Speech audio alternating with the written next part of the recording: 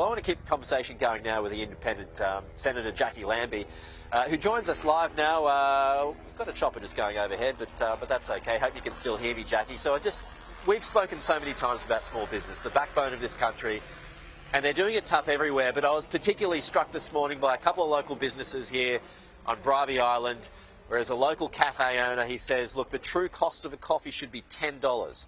Now, no one's ever going to pay $10 for a coffee, but that's the true cost of it. And then you've got a baker who can't even make bread anymore because his energy bills are at $15,000 a quarter. When you hear those kinds of stories, what runs through your mind? Funny you should say that, Pete. Yesterday I was out at Nichols Chickens, very, very renowned down here in Tasmania, 140 workers down here on the northwest coast, and they are screaming. They're on their hands and knees. You know, I mean, you're looking at 140 direct jobs out there, not to mention the indirect jobs that they're getting. They just can't calibrate, mate. They have gone to state. They've gone to the Liberal State Party down here. They've tried to hit their energy costs because we own hydro. They will not reduce those for them. They've gone down there for payroll tax and said, can you give us some room to move here? Absolutely not, they've been told. I'm out there yesterday going, that wind turbine you've had there, that's a very old wind turbine. I'm sure if we had a bigger and better one, so, you know, there was a solution there yesterday. I will now go to ARENA and the Clean Energy Finance Corp and see what sort of funding that I can get for them, so at least we can hit that target. But honestly, mate, this is a state and federal issue, and it is absolutely huge. I don't think we have any other choice but to drop that tax rate from 25%, mate, down to 15%. Yeah. We've got to get it down to 15%. We need to give them some room. This is now a national cabinet issue. This is a national cabinet issue. These small to medium businesses are on their hands and knees. This needs to be called within the first month. Albanese or whoever wins this election needs to call the states to the table. We need to discuss this because everybody, both federal and state, needs to be doing everything that they possibly can to throw everything we can at these small to medium businesses and get them back on their feet, mate. This is no joking matter anymore. They're on their hands and knees, Pete. They are begging for help. Well, I mean, it makes you wonder why you would even run a small business. I mean, as the business owners who I spoke to this morning, you know, it just makes you wonder, is it even worth it? And the answer for a lot of businesses is clearly no, because they're going under in record numbers. Yeah, they are going under, which is taking jobs away, and we're actually not helping them. It's just like they're just like they're non-existent. I cannot believe the lack of help that they're getting from both federal and state parliamentarians out there, and also those ones that are running the states. They really need some help, and this should be national cabinet. It needs to go there straight away. This should be the first kick-off, the first thing on the agenda.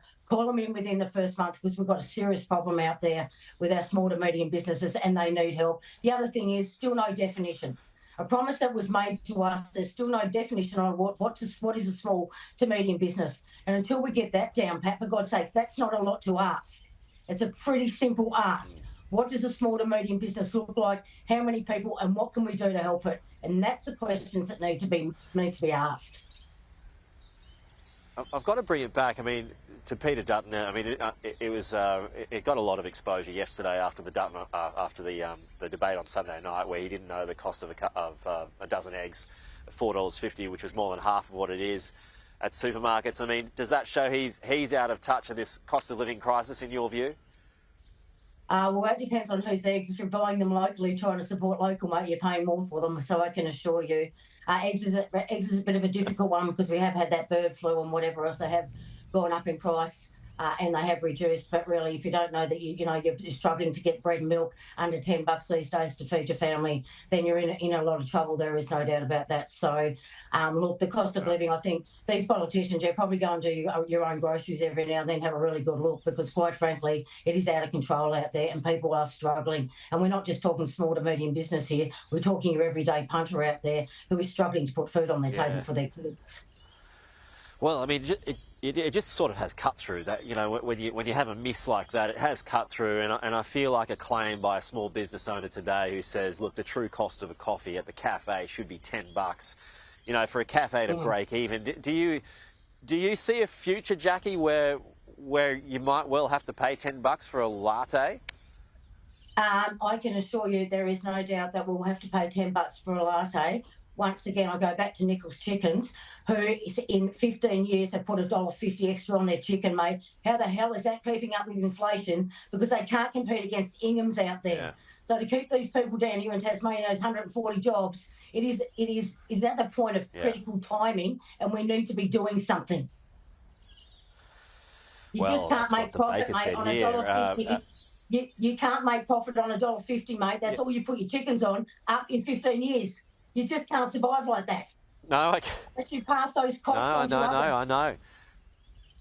I know, and the baker here, Mick, who was on our program, said he had to stop making bread because they just get undercut too much by Woolies, who do their own, and you know, people obviously go to Woolies because it's cheaper.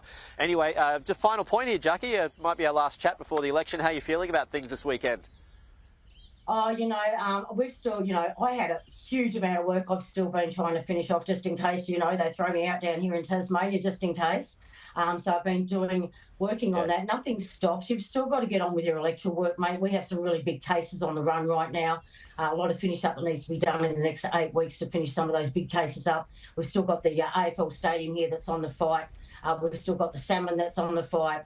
You know, I have a young case right now with Eden Westbrook on whether or not she was actually killed or took her own life. So there is a lot of stuff going on here in Tasmania. That does not stop just because you're running an election for 5 weeks.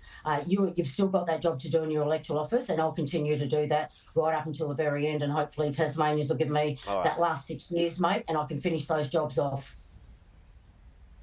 How's my mate Glenn Collimitz going? Oh, Glenn's doing fabulous, mate. I've just about worn him out. I'm telling you. He's keen. I said, mate, I know. We're just going to watch those balls. You've just got to keep staying on top. Each day, just stay on top, mate, and we'll get you over. Anyway, fingers crossed for Glenn. God love him. All right. Jacqui Lambie, good to chat to you as always. We'll talk to you again soon.